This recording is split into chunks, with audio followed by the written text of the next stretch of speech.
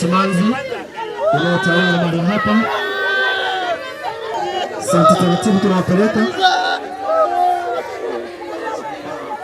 Ni vilio na simanzi vikitawala wakati wa kuaga miili ya watoto wawili kati ya watoto 4 wa familia mbili tofauti waliopoteza maisha baada ya ukuta wa hoteli kuangukia nyumba zao katika maeneo ya Anyama yaliyopo manispaa ya Bukoba mkoani Kagera.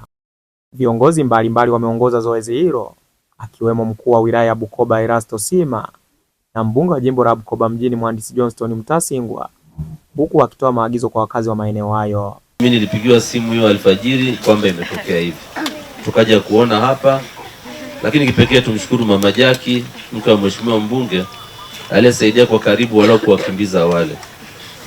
Lakini kipekee sana wanajamii wa hapa wanaozunguka familia hizi mbili walikwenda kwa karibu sana, kwa haraka kwenda kusaidia, lakini kwa uzito ule ukuta iliwawia ugumu sana.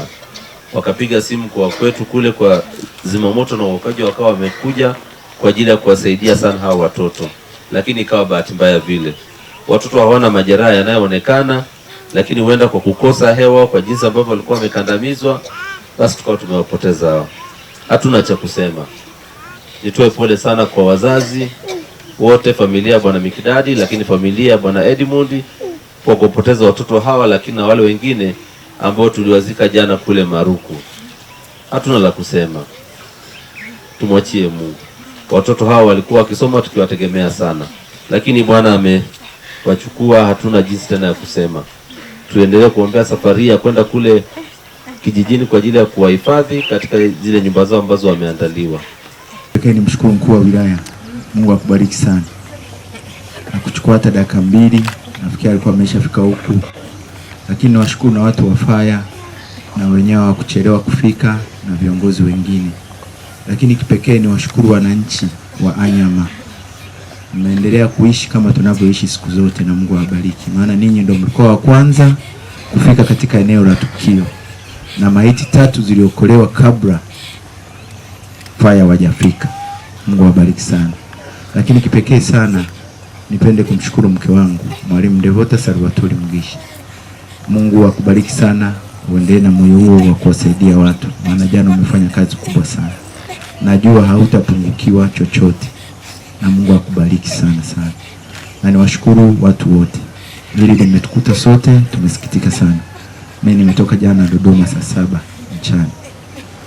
Saa 8, saa 6 ndio nilikuwa nafika hapa. Tumelala hapa, niwashukuru wote waliolala hapa kwa fariji ndugu jamaa na marafiki. Lakini nipende kutoa rai, sasa hivi sisi katika jimbo letu tuna mvua sana inanyesha. Niombe tuchukue tahadhari sana. TANROADS wahakikishe mitaro yote imezibuliwa, TARURA, lakini na sisi tunapoishi tuhakikishe maji yana njia yake ya kupita.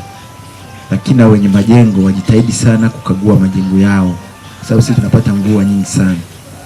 Tuone pamoja na kwamba ni mapenzi ya Mungu, lakini lazima tuchukue na sisi nini? Tahadhari. Tunapoteza watoto 4 katika mtaa wetu, wadogo sana ambao wamesitisha ndoto zao. Tungekuwa msaada kwa taifa, kwa familia, lakini toe pole kwa familia vile vile. Kuweni na moyo mgumu, mtegemee sana Mungu atasaidia. Tuko pamoja na serikali ya Daktari Samia Suluhu Hassan kwa kupitia mkuu wa wilaya. Kuna mambo mengi ambayo yamefanywa na serikali, nafikiri mnayaona. Kwa hiyo nitoe shukrani kwa Daktari Samia Suluhu Hassan kwa ukaribu aliouonyesha na ofisi ya waziri mkuu ya maafa. Wamejitahidi sana kupiga simu na kufuatilia utaratibu unavyoenda. Mkuu wa wilaya, niombe ufikishe salamu zetu kwa Daktari Samia Suluhu Hassan. Waambie wananchi wa jimbo la Bukoba mjini wanakushukuru sana kwa msaada ambao umeshatoa mpaka sasa, na tuko naye na tunaendelea kumwombea sana kwa Mungu. Jua hapa mimi nipende kuwaomba sote tulioko hapa tuwe waombolezaji ambao wanatuliza mioyo ya hawa ndugu zetu wazazi ambao wameondokewa na watoto. Tusiwe waombolezaji wataabishaji ambao wanakuja na maswali, kwa nini limetokea kwenu? Kwa nini liwe hivi? Nyie mna sababu gani? Hizo zote ni bure. Mungu mwenyewe alitoa bila ninyi kuomba. Mungu mwenyewe ametwaa bila ninyi wenyewe kuomba. Jina la Bwana lihimidiwe.